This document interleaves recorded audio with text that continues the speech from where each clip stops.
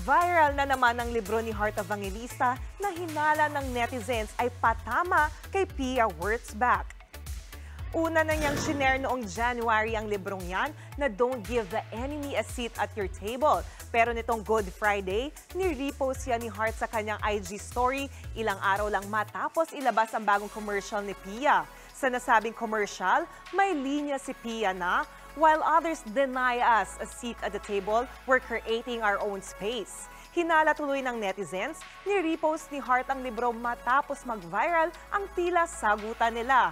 Pero sabi naman ni Heart sa kanyang story, para raw ito sa mga Kristiyano. Binanggit din niya ang ilang quotes sa libro, gaya ng, "Intimacy with God is the way to true fulfillment." Mainit silang ngayong pinagkukumpara dahil sa pagpunta ni Pia sa mga fashion event na dinadaluhan din ni Heart. Nakadagdag din ang issue o sa issue ang paglipat ng glam team ni Heart kay Pia. Mga kapatid, Jania Lipon po, laging maging updated sa latest sa entertainment and lifestyle para maging una sa balitaan. Bisitahin at mag-subscribe na sa social media pages ng News 5.